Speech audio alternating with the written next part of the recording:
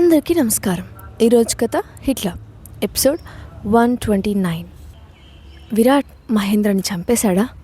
ఇక స్టోరీకి వెళ్తే, విరాట్ హాస్ని గొడవ పడుతుండగా మహేంద్ర హాస్నిల మధ్య జరిగింది తెలుసుకొని కావ్య హాస్నిని చాలా అవమానిస్తుంది. హాస్ని కావ్య మాటలకి బాధపడుతూనే ఆమెకు గట్టిగా సమాధానం చెప్తుంది. నేనెక్కడికి వెళ్తాను, ఇది నా ఇల్లు, నేను ఇక్కడే ఉంటాను అని తేల్చి చెప్పింది హాస్ని. ఆమె మాటలకు చిరాగ్గా, అదేంటి విరాట్ నీకు ఇంకా విడాకులు ఇవ్వలేదా అని అడిగింది కావ్య. లేదు అని చెప్పి అక్కడే ఉన్న సోఫాలో కూర్చుంది హాస్ని. నీచమైన పని చేసి కూడా తనతో సరిసమానంగా ఎదురుగా కూర్చునేసరికి కోపం పట్టలేక, నువ్వు కావాలని ఈ ఇల్లు పట్టుకొని వేలాడుతున్నావు, ఇక్కడ నుండి వెళ్ళడానికి అసలు ఇష్టపడడం లేదు కదా. అవునులే, ఎంత పెద్ద ప్యాలెస్ని వదిలి ఎవరు మాత్రం వెళ్తారు, నీ మొహం పెట్టుకొని ఎన్నేళ్ళు ఇక్కడ ఉంటావో నేను చూస్తాను అని అంటూ తన లిమిట్స్ని క్రాస్ చేస్తూ మాట్లాడింది కావ్య. ఆమెతో మాట్లాడిన టైం వేస్ట్ అని మౌనంగా ఉండిపోయింది హాస్ని. హాస్నిని కాసేపు కూడా ప్రశాంతంగా ఉండనివ్వకూడదని పదే పదే తన ప్రశ్నలతో వేధిస్తూ ఉంది కావ్య.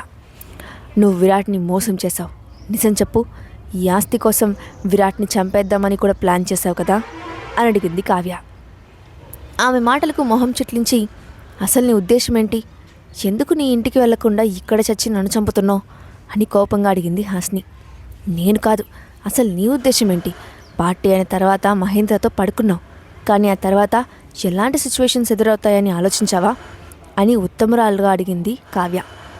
తన మాటలకు హాస్ని తల తిరిగినట్లు అనిపించింది. తమ చుట్టూ ఉండి షాక్తో ఆమెను చూస్తున్న పనివాళ్ళని చూసి హాస్ని గుండా మరొకసారి గాయపడింది. హాల్ నిండా పనివాళ్ళు ఉన్నా కూడా అదేమీ పట్టించుకోకుండా తన మాటల ప్రవాహాన్ని కొనసాగించింది కావ్య. పార్టీలో ఫుల్గా డ్రింక్ చేసి మహేంద్రతో పడుకున్నావు, బాగా ఎంజాయ్ చేసినట్టున్నావు, కానీ ఆ నెక్స్ట్ డే నుండి మహేంద్ర కనిపించకుండా పోయాడు, ఆ సంగతి నీకు తెలుసా అని అనుమానంగా అడిగింది కావ్య. పదే పదే నలుగురు వింటారని కూడా లేకుండా నిందిస్తూనే ఉన్నా కూడా అన్నీ మౌనంగా భరిస్తుంది హాస్ని. మహేంద్ర కనిపించకపోవడం ఏంటి, చేసిన సిగ్గుమాలిన పనికి విరాట్ చంపేస్తాడని తప్పించుకొని తిరుగుతున్నాడేమో, చూసుకో అని అంది హాస్ని. అదేంటి నీకు తెలియదా, మరీ అంత ఇన్నోసెంట్గా యాక్ట్ చేయకు హాస్ని అని వెటకారంగా అంటూ ఆమె మొహంలోకి సూటిగా చూస్తూ అడిగింది కావ్య. నిజంగా తెలియదన్నట్టు మహేంద్ర ఎక్కడున్నాడో నాకెలా తెలుస్తుంది అని అడిగింది హాస్ని. ఓ రియల్లీ, అయితే నేను చెప్తాను విను. నీ బాయ్ ఫ్రెండ్ మహేంద్రని నీ మొగుడు విరాట్ కిడ్నాప్ చేసి బంధించాడు అని హాస్ని నెత్తి మీద మరొక బాంబు వేసింది కావ్య. ఒక్కసారిగా తన కాళ్ళ కింద ఉన్న భూమి కంపించినట్టయింది. నో, అలా జరగదు, తన సొంత తమ్ముణ్ణి ఇలా చేస్తాడా, విరాట్ అలాంటివాడు కాదు అని ఆ వాక్ అయింది హాస్ని. విరాట్ ఇలా చేశాడంటే హాస్ని అస్సలు నమ్మలేకపోతోంది. తన మాటలతో వేధిస్తూ కూలబడ్డ హాస్నిని చూసి మనసులో నవ్వుకుంటూ, ఎస్, ఇదే జరిగింది, అసలు నన్ను విరాట్ క్షమిస్తాడని నేను అనుకోను, కానీ తప్పు చేసిన నిన్ను బోన్లో వేసి బంధించాలి, నీలాంటి వగలమారి మాటలు నమ్మి మోసపోయిన మహేంద్రని కాదు, యూ డిజర్వ్ దాట్ అని క్రూరంగా మాట్లాడింది కావ్య. జరిగిన విషయాల గురించి ఆలోచిస్తూ, విరాట్ మహేంద్రని కిడ్నాప్ చేశాడా, విరాట్కి మామూలుగా తప్పు చేస్తేనే తన పరా అనే తేడాలుండవు, అలాంటిది తన భార్య విషయంలో తప్పు చేసినందుకు మహేంద్రని వదిలేస్తాడా, అస్సలు వదలడు, ఖచ్చితంగా ఈ పాటికి విరాట్ మహేంద్రని చంపేశాడేమో అని కంగారుగా అనుకుంది హాస్ని. క్షణికావేశంలో తప్పు చేసినందుకు నాకు ఎదురుపడడానికి ఇబ్బందిగా ఫీల్ అయ్యాడు అనుకున్నాను, కానీ అసలు విషయం ఇదా, అసలు మహేంద్రకి ఏమైంది, నిజంగా విరాట్ తన్ని చంపేశాడా అని తనకు తెలియకుండానే బయటకు అనేసింది హాస్ని. ఆ అరుపుకి కావ్య తన దగ్గరకు వచ్చి, నీ లవర్ కోసం చాలా టెన్షన్ పడుతున్నావు, కానీ అసలు మహేంద్రాని విరాట్ లాక్ చేశాడు, నువ్వు తలుచుకుంటే మహేంద్రకు ఏమీ కాకుండా హెల్ప్ చేయొచ్చు అని చెప్పింది. నేనేం హెల్ప్ చేయగలను అని సూటిగా అడిగింది హాస్ని. ఒకసారి విరాట్ని రిక్వెస్ట్ చేసి చూడు బేబీ, మేబీ నువ్వు బ్రతిమలాడితే అతను కూల్ అవుతాడేమో అని ఒక పనికి మాలిన సలహా ఇచ్చింది కావ్య. అసలు కావ్య కుళ్ళు బుద్ధి తెలిసినా కూడా మహేంద్ర క్షేమంగా ఎక్కడున్నాడో తెలుసుకోవడానికి అంత మాట్లాడాల్సి వచ్చింది. కానీ ఇప్పుడు నేరుగా హాస్ని వెళ్ళి విరాట్ని మహేంద్ర గురించి ఆరాధిస్తే అగ్నికి ఆద్యం పోసినట్టు అవుతుంది. తన మాటలకు ఆలోచనలు పడిన హాస్ని చూస్తూ తనను తానే మెచ్చుకుంటూ, వావ్, ఏం ప్లాన్ చేసావే కావ్య, నేను విరాట్కి దగ్గరికి వెళ్ళి మహేంద్ర ఎక్కడున్నాడని అడిగితే సార్ నా మీద చాలా కోపం పెంచుకుంటారు, అలా మా ఇద్దరికి దూరం పెరుగుతుంది, నన్ను చంపేసినా ఆశ్చర్యం లేదు అని సంబరపడుతున్న కావ్య ఫేస్ చూసి ఆమె ఏదో ప్లాన్ చేసిందని అర్థమవుతున్నా మహేంద్ర ఎక్కడున్నాడో నీకు తెలుసా అని అడిగింది హాస్ని. నాకు తెలిస్తే నిన్నెందుకు అడుగుతాను అని చెప్పి అక్కడి నుండి డైనింగ్ హాల్ వైపు కదిలింది కావ్య. నిజానికి రాజేంద్రతో మాట్లాడితే మహేంద్రకు సంబంధించిన వివరాలు తెలుసుకోవచ్చు. అయినా కూడా ఈ విషయాలు ఏమీ చెప్పకుండా విరాట్తో మాట్లాడమని మాత్రం చెప్పి వయ్యారంగా వెళ్ళిపోయింది. ఆ రాత్రంతా రకరకాల ఆలోచనలతో గడిపేసిన హాస్ని మరుసటి రోజు ఇంట్లో ఉన్న కావ్య తనని టార్చర్ చేయకుండా ఉంటుందని కష్టం మీద ఆఫీస్కి బయలుదేరింది. తన క్యాబిన్లో కూర్చొని ఓల్డ్ ఫైల్స్ తిరిగేస్తున్న హాస్నిని పలకరించడానికి వెనుక నుండి వచ్చింది కీర్తి. ఆమె మెడ మీద ఉన్న ఎర్రటి అచ్చులు చూసి షాక్ అయింది. ఏమైంది, ఈ వేలచ్చులేంటి అని టెన్షన్గా అడిగింది. ఊరి అని మొహంలో ఎటువంటి ఎక్స్ప్రెషన్ లేకుండా చెప్పింది హాస్ని. ఆమె జోక్ చేసిందో లేక సీరియస్గా చెప్పిందో అర్థం కాక, విరాట్ ఏమైనా చేసి ఉంటాడా, ఏంటి జోక్ చేస్తున్నావు అని ప్రశ్నించింది కీర్తి. జరిగిన దాని గురించి ఇంతకన్నా ఎక్కువ మాట్లాడాలని హాస్ని అనుకోలేదు. నీతో ఒక ఇంపార్టెంట్ విషయం చెప్పాలి అని అంది. ముఖ్యమైన విషయం అనగానే కీర్తి అనుమానంగా అడిగింది. హాస్ని ఆమె పక్కనే కూర్చొని, సపోజ్ విరాట్ గారు మహేంద్రాని కిడ్నాప్ చేశారే అనుకో, ఎక్కడ దాచగలరు అని అడిగింది.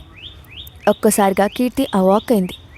ఏమంటున్నావే, విరాట్ సార్ ఏంటి మహేంద్రని లాక్ చేయడం ఏంటి, దిస్ ఈజ్ అంటుండగా దిస్ ఈజ్ టూ మచ్ అని అంటున్నావా అని అడిగింది హాస్ని.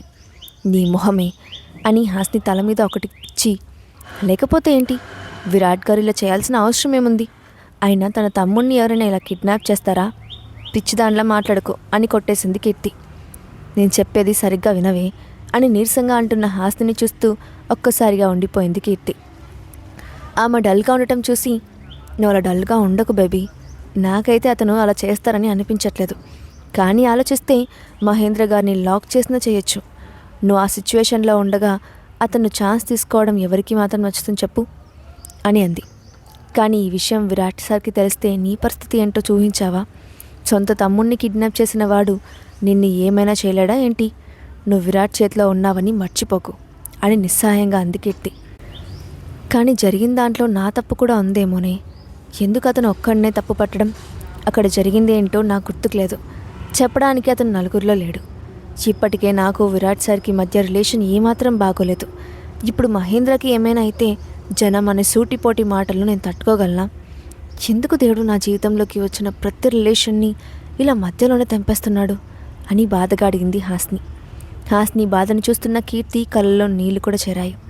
మెల్లగా హాస్ని భుజాల మీద చేయి వేసి, నువ్వు మహేంద్ర గురించి ఎంక్వైరీ చేయడం మానేస్తే బెటర్ అని నాకు అనిపిస్తుంది అని సలహా ఇచ్చింది. ఎందుకు అని అడిగింది హాస్ని. నీ బుర్ర ఎక్కడ పెట్టొచ్చావే, సపోజ్ విరాట్ మహేంద్రని నిజంగానే కిడ్నాప్ చేసి ఉంటే ఈ పాటికి చంపేసేవాడు కదా, కానీ చంపకుండా దాచిపెట్టాడంటే కొద్ది రోజులు టార్చర్ చేసి రిలీజ్ చేస్తాడు, చంపే ఉద్దేశం ఉంటే వెంటనే చంపేసేవాడు అని అంది కీర్తి. ఒకవేళ వదలకపోతే అని తన సందేహాన్ని వ్యక్తం చేసింది హాస్ని. అవన్నీ ఆలోచించట్లేదు, పైగా విరాట్ గురించి మనం ఒక ఎస్టిమేషన్కి రాలేము, అతను ఏం చేస్తాడో మనం ఊహించలేము అని చెప్పింది హాస్ని. కీర్తి కూడా మహేంద్ర కోసం ఇంకొన్ని రోజులు వెయిట్ చేస్తే బెటర్ ఏమో అని సర్ది చెప్పింది. ఆ రాత్రి హాస్ని మ్యాన్షన్కి వెళ్లకుండా నేరుగా తన తండ్రి ఇంటికి వచ్చింది. కావ్య మొహం చూడటం ఆమెకిష్టం లేదు. అక్కడైతే ప్రశాంతంగా ఉండొచ్చని భావించింది.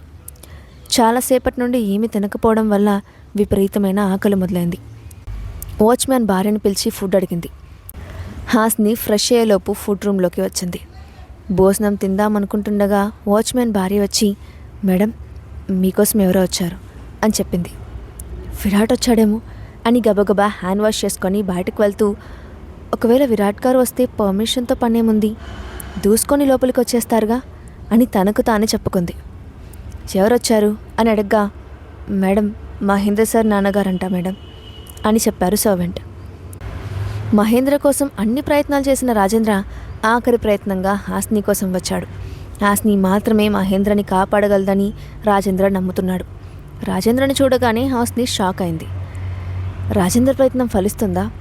వీళ్ళు కలిసిన విషయం విరాట్కి తెలిస్తే ఏం జరుగుతుంది? నెక్స్ట్ పార్ట్లో చూద్దాం. ఈ స్టోరీ అప్డేట్ ఎలా ఉందో కింద కామెంట్ బాక్స్లో మీ ఒపీనియన్ని షేర్ చేయండి. అలాగే ఇలాంటి మరిన్ని స్టోరీస్ కోసం మా ఛానల్ని తప్పకుండా సబ్స్క్రైబ్ చేసి పెట్టుకోండి.